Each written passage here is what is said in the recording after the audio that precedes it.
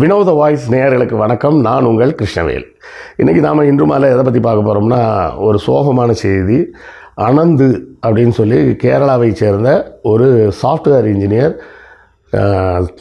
தற்கொலை பண்ணிட்டார். அவர் தற்கொலை பண்ணது என்ன, அதன் பின்னணி செய்திகள் என்ன அப்படிங்கிறத பற்றி தான் நாம் இன்றைக்கி விரிவாக பார்க்க போகிறோம். நம்ம வீடியோவில் அடிக்கடி நம்ம அப்புறம் நண்பர்களே புத்தகம் வாங்குன்ற போடுறதெல்லாம் நிறைய பேர் கேலி பண்ணுறாங்க. கேலி கிண்டல்லாம் பற்றி நம்ம கவலைப்பட வேண்டிய அவசியம் இல்லை. எத்தனையோ காமெடி பண்ணுறவங்க சேனல்லாம் என்ன பண்ணுறாங்க, என்ன சப்போர்ட் பண்ணணும்னு நினச்சிங்கன்னா நீங்கள் பணம் அனுப்புங்கன்னு கேட்குறாங்க. நம்ம என்ன பணம் அனுப்புங்கன்னு கேட்குறோமா? சேனல் நடத்த பணம் தேவைப்படும். அப்படி தேவைப்படக்கூடிய பணத்தை நீங்கள் புத்தகம் வாங்கினால் உங்களுக்கு புத்தகங்கள் வாங்கிய அந்த புத்தகங்களாகிய அறிவாயுதம் உங்கள் கைக்கு கிடைக்கும். அதன் மூலமாக எங்களுக்கு கிடைக்கக்கூடிய பணத்தை வைத்து நாங்கள் இந்த சேனலை நடத்த முடியும் அப்படின்னு தான் நம்ம சொல்கிறோம். ஸோ புத்தகம் வாங்குங்க அப்படின்னு நான் கேட்பதில் நான் கூச்சப்படவில்லை. அதை பார்ப்பதற்கு நீங்களும் சலிப்படைய வேண்டிய அவசியம் இல்லை. புத்தகம் வாங்க முடியாதவர்கள் லைக் போட்டாலும் சப்போர்ட்டு தான், ஷேர் பண்ணாலும் சப்போர்ட்டு தான், சப்ஸ்கிரைப் பண்ணாலும் சப்போர்ட்டு தான், ஏன் கமெண்ட் போட்டிங்கன்னா கூட சப்போர்ட்டு தான். ஸோ ஏதாவது ஒரு வகையில் உங்கள் ஆதரவை நம்ம சேனலுக்கு கொடுத்துக்கிட்டே இருங்க. இந்த அனந்து யார் அப்படின்னு பார்த்தீங்கன்னா, அவர் கேரளாவை சேர்ந்த ஒரு நபர். அவருக்கு ஒரு சகோதரி இருக்காங்க. சிறு வயதில் அவங்க அப்பா தான் கூட்டு போய் அவரை ஆர்எஸ்எஸில் சேர்த்துருக்கிறார். இதை பார்க்கக்கூடிய பெற்றோர்கள், தமிழ்நாட்டில் இருக்கும் பெற்றோர்கள் தயவு செய்து கவனத்தில் கொள்ளுங்கள். தமிழ்நாடு பெற்றோர்களுக்காகவே நான் ஸ்பெஷலாக இந்த வீடியோ போடணும்னு முடிவு பண்ணேன். ஆர்எஸ்எஸ் அப்படிங்கிற ஒரு அமைப்பு பார்த்திங்கன்னா இன்றைக்கி நேற்று இல்லைங்க, ஆரம்ப காலம் தொட்டு இன்றைக்கி வேற அங்கே செக்ஷுவல் அப்யூஸ் நடக்குது அப்படின்னு சொல்லி பல நாட்கள், பல நேரங்கள், பல வழிகளில் அந்த புகார்கள் வந்துக்கிட்டே தான் இருந்தது. அதாவது ஆர்எஸ்எஸில் சேர்த்துருக்கிறது ஆம்பளைங்களை தானே சார் சேர்ப்பாங்க. அங்கே என்ன சார் செக்ஸ் அப்யூஸ் அப்படின்னா, செக்ஸ் அப்யூஸ் பெண்களுக்கு தான் நடக்கணும்னு இல்லை, பெண்கள், ஆண்கள், குழந்தைகள் எல்லாருக்குமே நடக்குது. அதுதான் பெரிய பிரச்சனையாக. அது குறிப்பாக ஆர்எஸ்எஸில் நடக்குது. அதில் அந்த அனந்துன்றவர் என்ன பண்ணியிருக்காருன்னா, ஒரு 15 பக்கத்துக்கு ஒரு கடிதம் எழுதியிருக்கிறார். எழுதி வச்சுட்டு ஒரு வீடியோ எடுத்து அதை இன்ஸ்டாகிராம்லேயோ இதுலையோ ஷெட்யூல் பண்ணி, அதாவது தான் சாவதற்கு முன்னாடி ஷூட் பண்ணதை தான் இறந்த பிறகு அது அந்த சமூக வலைதளத்தில் அப்பியர் ஆகிற மாதிரி போட்டுட்டு அவர் தன்னை மாய்த்து கொண்டு விட்டார்.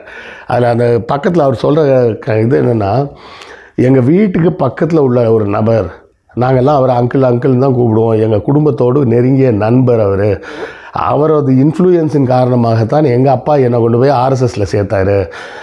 எங்கள் அப்பா என்ன நினச்சாருன்னா, ஆர்எஸ்எஸில் சேர்ந்தால் இந்து மத நம்பிக்கை, இந்து மத சாஸ்திரங்கள், அந்த தர்மங்கள் அதுபடி என் புள்ள ஒழுக்கமாக வளருவான் அப்படின்ற மாதிரிலாம் அவர் நினச்சிட்டு போய் சேர்த்தாரு. ஆரம்ப கட்டத்தில் எனக்கு இந்த செக்ஷுவல் அப்யூஸ் நடந்ததுன்றதே எனக்கு தெரியல. என்னவோ பெரியவங்க சொல்கிறாங்க அப்படின்னு பயந்து நான் செஞ்சுக்கிட்டே இருந்தேன் அவங்க சொன்னதெல்லாம். அதாவது சோடோமிம்பாங்கங்க. சோடோமின்னா ஒரு ஆண் இன்னொரு ஆணோடு உடலுறவு கொள்வது. அதுவும் குறிப்பாக தன்னை விட வயதில் குறைந்த பையங்களை பயன்படுத்துறது. இது ஒரு கொடூரமான மனநிலை. நான் இந்த ஓரின சேர்க்கை இதுக்கெல்லாம் எதிர்ப்பாக பேச வந்துட்டேன் அப்படின்லாம் சொல்லி நினைக்க வேணாம். பொதுவாக என்னுடைய கருத்துன்றது என்னென்னா, ஓரின சேர்க்கைன்றது அவங்களோட ஒரு ப்ரிஃபரன்ஸ், அவ்வளோதான். அது இயற்கைக்கு எதிரானதானா? இயற்கைக்கு எதிரானது தான். உடலுறவு என்பது எதற்காக இயற்கையில் உருவாக்கப்பட்டது? அது குழந்தைகள் பெற்றுக்கொள்வதற்காக உருவாக்கப்பட்டது. அதில் கிடைக்கக்கூடிய மகிழ்ச்சின்றது ஒரு பை ப்ராடக்ட் தான். அந்த பை ப்ராடக்ட், அதாவது அந்த உடலுறவில் ஈடுபடும் போது ஒரு மகிழ்ச்சி இருப்பதால் தான் உயிரினங்கள் உடலுறவில் ஈடுபடுது. அப்படி ஈடுபடும் போது மெயினான வேலை என்னென்னா குழந்தை பெற்றுக்கிறது. அப்போ அந்த குழந்தை பெற்றுக்கொள்வது என்பதே இல்லாமல் தன்பாலின ஈர்ப்பு அப்படின்னு சொல்லிட்டு அவங்க போகிறாங்க அப்படின்னு சொல்கிறது இயற்கைக்கு கொஞ்சம் மாறான ஒரு விஷயந்தான். பட் அது தப்பு ரைட்டுன்ற இடத்துக்குள்ளெல்லாம் நான் போகல. அது இருவரும் விரும்பி செல்வது. இது ஆல்மோஸ்ட் செக்ஷுவல் ரேப். இது அப்யூஸ். அது ஒரு பள்ளி படித்து கொண்டு இருந்த காலத்திலிருந்து அந்த பையனை அவனை போட்டு இது மாதிரி அவர் பேர் NM அப்படின்னு மட்டும் சொல்லியிருக்கிறார். அவர் சொல்கிறது அது மட்டும் இல்லை, நான் மட்டும் அல்லங்க, ஏகப்பட்ட பேர் அங்கே இது மாதிரி செக்ஷுவலாக அப்யூஸ் செய்யப்பட்டார்கள் அப்படின்னு அவர் வாக்குமூலம் கொடுத்துருக்கிறார். இதை சீரியஸாக எடுத்து போலீஸ் விசாரிக்கணுமா வேண்டாமா? இதுக்கு தனியாக ஒரு விசாரணை கமிஷன் போட வேணாமா? ஒரு ஆர்எஸ்எஸ் மீது இதில் நிறைய பேர் இதை பெருமையெல்லாம் போட்டிருந்தாங்க. ஆர்எஸ்எஸ் சார்ந்த தமிழகத்திலேயே நிறைய பேர் ட்வீட்லாம் போட்டிருந்தாங்க. எனக்கு வந்து ஓரின சேர்க்கை தான் பிடிக்கும்னு. ஓரின சேர்க்கை பிடிக்கும்னு சொல்கிறது வேறு, அதை குழந்தைகள் மீது திணிப்பதுன்றது வேறு. ஒரு 18 வயதுக்கு குறைந்த ஒரு நபரை அந்த ஓரின சேர்க்கையில் ஈடுபட சொல்லி கட்டாயப்படுத்தி அவங்கள மிரட்டி அடித்து இன்னும் வன்முறையெல்லாம் வேறையாங்க. கேட்டால் சண்டை போட கற்றுக்குங்க. அந்த சண்டை போட கற்றுக்குங்கன்னா தற்காப்பு கலையை கற்றுக் கொடுக்கணும். ஒருத்தன் கட்டையை தூக்கிட்டு அடி அப்படின்னு சொல்லிட்டு அந்த அடியை தாங்க முடியுதா பாரு அப்படின்னு சொல்லிக் கொடுக்குறதெல்லாம் பேர் தற்காப்பு கலையா? அது வந்து ஒரு ரவுடி கூட்டம் ஒட்டு மொத்தமாக சேர்ந்து எப்படி போய் ரவுடித்தனம் பண்ணுறது அப்படின்றத தான் ஆர்எஸ்எஸில் சொல்லிக் கொடுக்குறாங்க. அதிலும் அந்த அனந்துன்ற நபர் வந்து தன் சகோதரிக்கும் ஒரு வரியை எழுதியிருக்கிறார். நான் வந்து கடன் தொல்லையாலோ வேறு லவ் ஃபெயிலியர் அந்த மாதிரியான விஷயத்தால தான் நான் வந்து தற்கொலை பண்ணிக்கிட்டேன்லாம் நினச்சிக்காத, முழுக்க நான் தற்கொலை செய்து கொண்டதுக்கு காரணம் ஆர்எஸ்எஸ் முகாம்களில் எனக்கு கொடுக்கப்பட்ட செக்ஸ் டார்ச்சர் தான் காரணம். இதில் இந்த விஷயமே அவருக்கு எப்போ தெரிய வருதுன்னா, ரொம்ப நாள் கழித்து பார்த்தா திடீர்னு அவருக்கு வந்து இந்த ஓசிடி அப்படின்னு சொல்லி ஒரு வியாதி இருக்குது அப்படின்னு கண்டுபிடிக்கிறாங்க. ஓசிடி அப்படின்னா என்ன அர்த்தம்னா அப்சசிவ் கம்பல்சிவ் டிஸார்டர் அப்படிம்பாங்க. அதாவது அது என்ன அப்சசிவ் கம்பல்சிவ் டிஸார்டர் அப்படின்னா வேறு ஒன்றும் இல்லை, ஒரு விஷயத்தை சரியாக செஞ்சிட்டோமா, சுத்தமாக வச்சுருக்கோமா அப்படின்ற மாதிரி சிலருக்கு ஒரு சிந்தனை வரும். அதாவது கையை கழுவுவாங்க, திரும்ப கழுவுவாங்க, அவங்களுக்கு திருப்தியாக வராது சுத்தமாகிடுச்சு அப்படின்னு. அது சிலர் வந்து பூட்டியிருக்கான்னு 10 வாட்டி போயிட்டு வந்து இழுத்து பார்த்துட்டு இருப்பாங்க. இந்த மாதிரி சில உதாரணங்கள்லாம் சொல்லுவாங்க. இதை தான் ஓசிடி அப்படின்னு சொல்லுவாங்க, அப்சசிவ் கம்பல்சிவ் டிஸார்டர். இந்த அப்சசிவ் கம்பல்சிவ் டிஸார்டர் இருக்குன்னு வந்து மருத்துவர்கள் கண்டுபிடிச்சி சொன்னோடனே இவர் வந்து மேலும் போய் இதுக்கு போகிறார், கவுன்சிலிங்லாம் போகிறார்.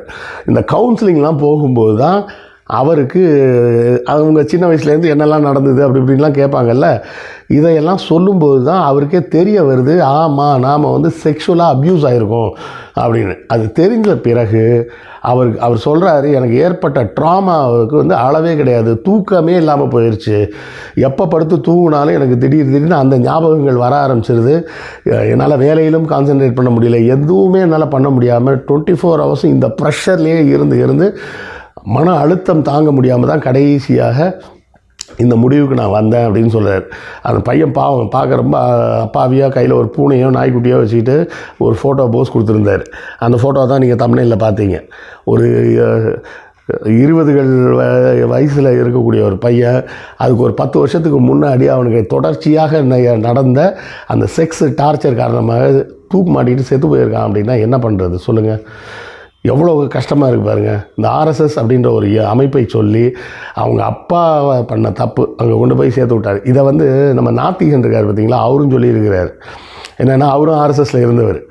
அது செக்ஸுவல் டார்ச்சர்லாம் பற்றி சொல்லலைன்ட்டு. ஆனால் அவர் சொல்லும்போது என்ன சொல்லுவார்னா, எங்கேயாவது மலைக்கு கூட்டு போயிடுவாங்களாம், மலை மேலே ஏறுங்க உடம்புக்கு நல்லது அப்படின்னு சொல்லி மேலே ஏற சொல்லி ஒருத்தருக்கு 2 குரூப்பாக பிரித்து விட்டு ஒருத்தர் மேலே ஒருத்தர் கல்லை தூக்கி கட்டையை தூக்கி அடித்து சண்டை போடுங்க, ஒரு சண்டையை வந்து எப்படி எதிர்கொள்கிறதுன்னு அப்போ தான் தெரியும் அப்படின்லாம் பயிற்சி கொடுப்பாங்கன்னு.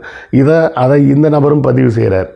அடினா அடி கண்ணாபின்னா அடி, எதுக்கு அடிக்கிறாங்கன்னே தெரியாது, அப்படி அடி விழும். இந்த மாதிரி இதெல்லாம் பண்ணுறதுக்கு பேர் வந்து ஆர்எஸ்எஸ் ட்ரைனிங்னு அவங்க சொல்கிறாங்க. இது புரியாமல் நான் கூட ஒரு 4-5 நாளைக்கு முன்னாடி பார்த்தேன், என் வீட்டுக்கு பக்கத்தில் ஒரு மண்டபம். அந்த மண்டபத்தில் பார்த்திங்கன்னா நிறைய பேர் இந்த ஆர்எஸ்எஸ் யூனிஃபார்ம் போட்டு இப்போ சின்ன பசங்கள்லாம் போகிறாங்க. எதுக்கு அங்கெல்லாம் போய் சேர்க்குறீங்க? முதல்ல நல்லா புரிஞ்சுக்கிங்க. உங்கள் பிள்ளைங்களுக்கு அந்த மாதிரிலாம் ஏதாவது ஒரு டிசிப்ளினான ஒரு வாழ்க்கை வேணும், அது இதுன்னு நினச்சிங்கன்னா ஸ்கூல் காலேஜில் என்சிசிலாம் இருக்குது, அதில் சேர்த்து விடுங்க.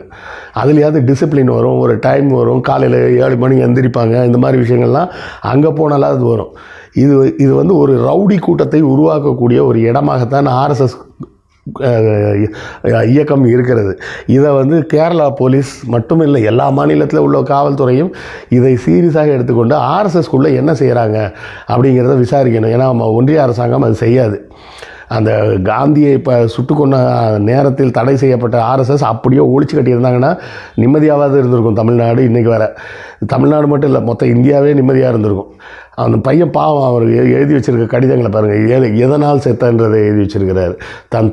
தங்கைக்கு வந்து அவருக்கு தங்கை மேலே அவளுக்கு அவ்வளோ பாசம் போல் இருக்குது, நீ அப்படிலாம் எதுவும் நினச்சிடாத, நீ லைஃப்பை தொடர்ந்து மகிழ்ச்சியாக கொண்டு போ, என்னை மறந்துடு அப்படின்ற மாதிரி தங்கச்சிக்கு ஒரு லெட்டர் எழுதியிருக்கிறார். மூணாவதாக என்ன சொல்லியிருக்காரு, நான் வேறு யாருக்காவது கடன் தர வேண்டி இருந்ததுன்னா சம்மந்தப்பட்ட அதிகாரிகள், நான் மியூச்சுவல் ஃபண்ட்லலாம் கொஞ்சம் பணம் போட்டு வச்சுருக்கேன், டெபாசிட்லலாம் கொஞ்சம் பணம் இருக்குது, நான் யாருக்காவது தர வேண்டி இருக்குது அப்படின்னு சொல்லி வந்ததுன்னா அதெல்லாம் சரி பார்த்து அந்த பணங்கள்லேருந்து எடுத்து கொடுத்து செட்டில் பண்ணிவிடுங்க. அதாவது தான் இறந்த பிறகு கூட கடன் தொல்லையும் இருந்துடக்கூடாது அப்படின்றதுலேயும் தெளிவாக இருந்திருக்கிறார். அப்போது பணப்பிரச்சனை இல்லை. சாஃப்ட்வேர் இண்டஸ்ட்ரியில் ஒர்க் பண்ணுற ஒரு பையன் கொஞ்சம் சேமிப்பும் வச்சுருக்கிறாரு, பணம் கடன் தொல்லை கிடையாது. அவர் தெளிவாக சொல்லிட்டாரு, நான் காதலெல்லாம் ஈடுபட்டு ஃபெயிலியர்லாம் ஆகலைன்னு சொல்லிட்டாரு. சொல்லி தெளிவாக சொல்கிறார். NM அப்படின்ற அந்த நபர் யார், இவர் சிறு பையனாக இருக்கும்போது இவங்க எந்த ஏரியாவில் குடியிருந்தாங்க, அந்த பகுதியில் அப்போ வாழ்ந்த NM அப்படின்ற பகுதியில் இருந்த அந்த நபர் யார், அவர் இன்னும் இருக்கிறாருன்னா அவர் மேலே என்ன நடவடிக்கை எடுக்க போகிறாங்க. அதாவது திரும்பவும் சொல்கிறேன், ஓரின சேர்க்கைன்றது டோட்டலாக வேறுங்க. இதுக்கு பேர் வந்து செக்ஷுவல் அப்யூஸு. அப்போ இந்த திருட்டு பயலுக மடம் வச்சு நடத்துகிறேன்னு சொல்லிட்டு சாமியார்ன்ற பேரில் பொம்பளைங்களை பிடிச்சி டார்ச்சர் கொடுக்குறாங்க. இல்லை RSSன்னு சொன்னால் ஆம்பளைங்களுக்கும் டார்ச்சர் கொடுக்குறாங்க. அப்போது இவங்க பொழுதன்னைக்கும் ஒரு செக்ஷுவல் பர்வர்ட்டாக தான் இருப்பாங்க போல இருக்குது. அப்படி தானே நம்ம பார்க்க வேண்டியிருக்கு. 24 ஹவர்ஸும் செக்ஷுவல் பர்வர்ஷனோடவே சுற்றிட்டு இருப்பாங்க போல இருக்குது. என்னால் இதுக்கு மேலே இதை பற்றி பேச முடியல. ரொம்ப ஒரு மாதிரி என்ன சொல்கிறது, மனசு ரொம்ப கஷ்டமாக இருக்குது. அந்த பையன் சின்ன வயசுலேருந்து எவ்வளோ தூரம் மனசுக்குள்ளே போட்டு அதை போட்டு அடக்கி வெளியே சொல்ல முடியாமல் அது OCDயாக வெளியே வர அளவுக்கு ஒரு மன அழுத்தம் ஏற்பட்டிருக்கு அப்படின்னு சொன்னால், அதாவது வேறு ஒன்றும் இல்லை, நம்ம ஏதோ அசுத்தமாயிட்டோம், அதனால் நம்ம சுத்தமாகணும்னு சொல்லி திரும்ப சுத்தம் பண்ணுறேன்னு அந்த OCDக்குள்ளேயே போயிட்டாங்க. அந்த டிஸார்டருக்குள்ளேயே போய் தான் கடைசியாக அந்த டிஸார்டர் ட்ரீட்மெண்ட்டில் தான் தனக்கு இப்படி ஒன்று நடந்திருக்குன்றத அவனுக்கே அவேர் ஆகிருக்கு. அதாவது அது வந்து சாதாரண விஷயம்னு நினச்சிட்டு இருந்திருக்காங்க. எல்லோரும் இப்படி தான் பண்ணுவாங்க போல. ஏன்னா அதான் சொல்கிறேன், என்ன மட்டும் இல்லைங்க, எல்லாரையும் பண்ணுறாங்க அப்படின்னா அப்போ RSSயில் இது ஒரு சாதாரண ஒரு பல எக்ஸசைஸ் கொடுக்குற மாதிரி இது ஒரு எக்ஸசைஸ் போல் அப்படின்னா அந்த பையன் நினச்சிருந்துருப்பான். அதான் சொன்னேன், நேரங்காலம் இல்லாமல் எனக்கு என் கூட செக்ஸ் வச்சுக்க சொல்லுவாங்க அப்படின்னு சொல்லி அந்த கடிதத்தில் ஒரு 15 பக்க கடிதம் அவ்வளோத்தையும் நான் விரிவாக எனக்கு சொல்ல மனசு வரலைங்க. ஒரு மாதிரி இதாக இருக்குது. சரியா, நேரம் கிடைக்கும்போது நீங்களே தேடி பாருங்கள். XRSS அனந்து சூசைடு கேரளா அப்படின்னு போட்டு நீங்கள் சர்ச் பண்ணிங்கனாலே கம்ப்ளீட் டீட்டெயில்ஸ் வந்துடும். அந்த லெட்டர்ஸ் இந்தியன் எக்ஸ்பிரஸில் ரொம்ப விரிவாக அந்த லெட்டரோட டீட்டெயில்ஸ்லாம் போட்டிருக்காங்க. இந்தியன் எக்ஸ்பிரஸ் வெப்சைட்டில் இருக்குது, அதையும் பாருங்கள். பெற்றோர்களுக்கு நான் வைக்கக்கூடிய ஒரே ஒரு கோரிக்கை, நீங்கள் உங்கள் பிள்ளைய இந்துவாக வளர்த்துக்குங்க, பக்திமானா கூட வளர்த்துக்குங்க, ஒரு பிரச்சனையும் இல்லை. இந்த மாதிரி RSSலலாம் கொண்டு போய் சேர்த்து அவர்களின் வாழ்க்கையை நாசம் பண்ணாதீங்க. அவ்வளோதான் நான் கேட்டுக்க முடியும். இது குறித்து உங்கள் கருத்துக்கள் என்னன்றதை கமெண்ட்டில் சொல்லுங்கள், நானும் தெரிஞ்சுக்கிறேன். அடுத்த காணொளியில் சந்திப்போம். நன்றி, வணக்கம்.